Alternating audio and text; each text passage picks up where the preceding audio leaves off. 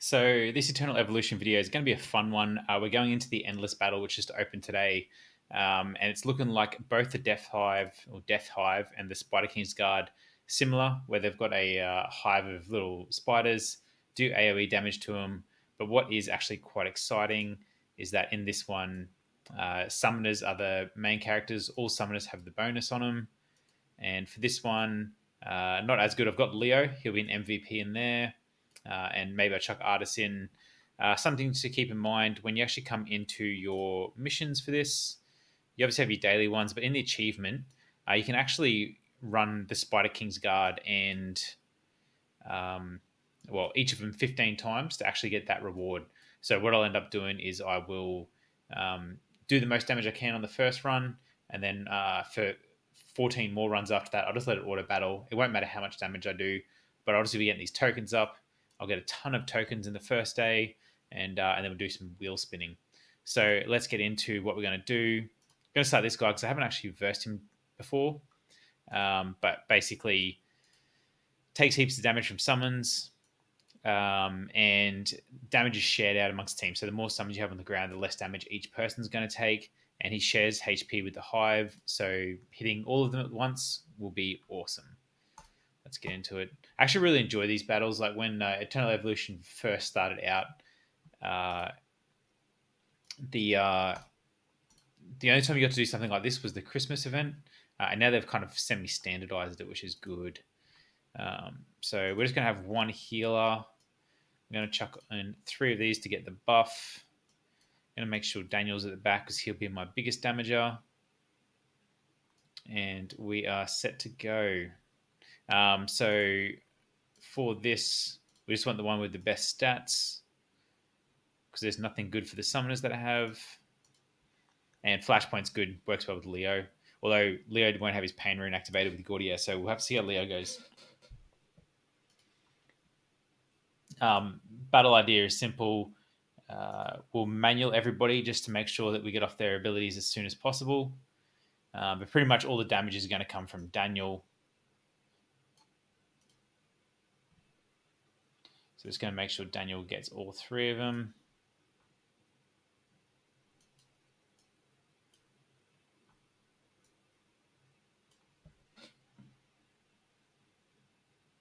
So I think when I was doing this 2 weeks ago, I was pretty happy if I was... Actually, Senway can auto. I was pretty happy if I was getting up to 19.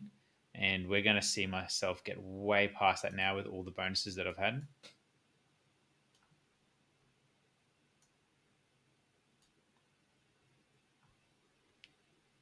Actually, I've just gotten Mazrani up to EX30 as well now. So as of today, I have my second EX30. The first one that I did was Daniel, and then Mazrani. The reason for that is just the way that I've played the game. I got Daniel to Immortal in week 2 and Mazrani to Immortal in week 4.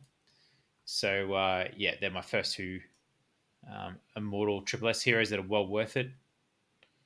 So, get them up to EX30. I'm actually still making my mind up about who I'm going to EX30 next. There's a few viable options. So we'll just have to see who I end up going with.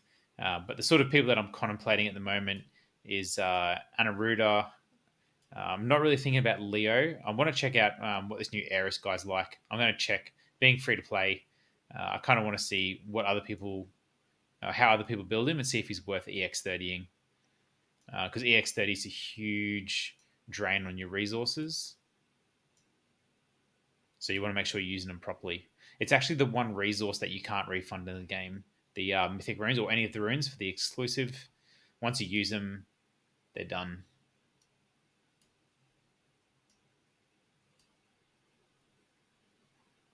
All right, cool. That is way better than what I was getting last time.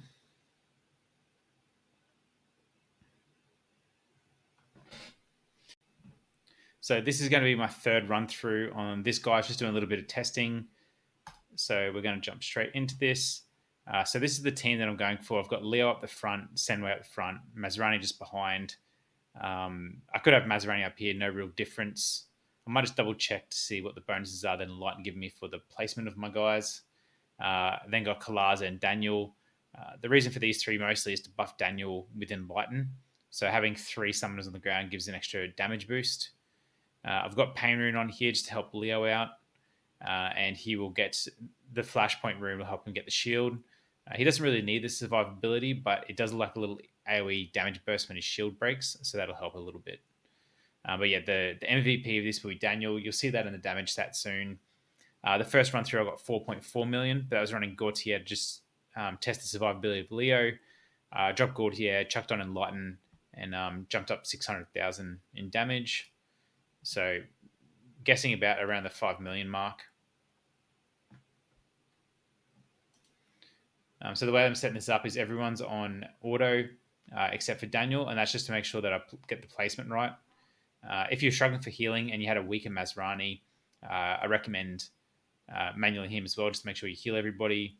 But for now, this is going to work fine. So yeah, once you see Daniel's ult drop down, you'll see the damage scale up, and you'll understand why Daniel is so sort of critical in this.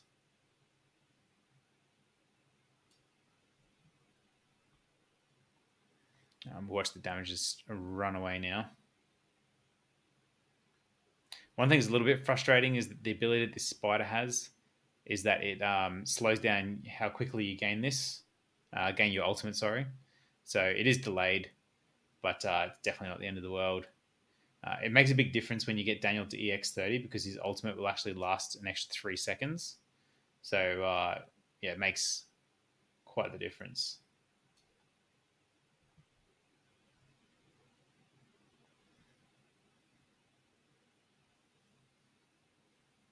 But as you can see, the damage just isn't comparable against Daniel. He destroys everybody else. Even Senwa, who's quite a good damager, just can't keep up.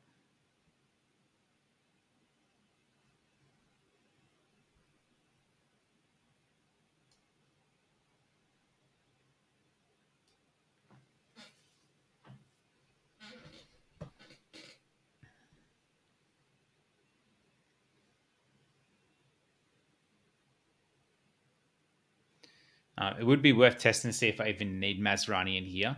And if I didn't have Masrani, you'd want another AoE damager. I mean, if I've actually been talking to some people in the guild to see whether it'd be better like building out Luke or building out Ravenna. But I mean, either of them would be both viable in this. So let's see how we went. Yeah, so 4.9 million, just short of what I had before by 100,000. But we'll see how that puts me in the ranking. It is pretty fresh, so I should be near the top, and a few people will knock me out. Yeah, so Scotty, pretty good dude, but we'll see people like Achilles and all that sort of stuff jump in and take me over. If we're looking at the rewards, though, what is this?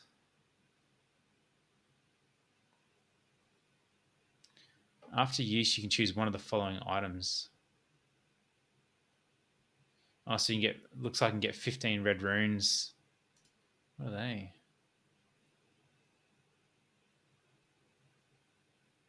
Yeah, cool. Well, man, I think 15 of those would be better.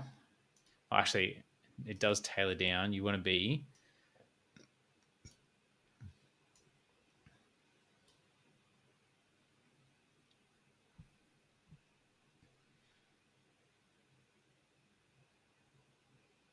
Yeah, so I want to land in the top 5 just to get this. It's not the end of the world. But obviously every single step up is a little bit more of these as well, and they're handy. Gene hybrids seem to all be 30s to get to the top 3. But yeah, I'd be happy with top 5, but top 10 still seems like it's pretty well worth it. So yeah, all right, anyway, best of luck with that. And just remember, once you've finished it the first time through, done as much damage as you can, just run it on auto for your first 15 runs so you get heaps of tickets.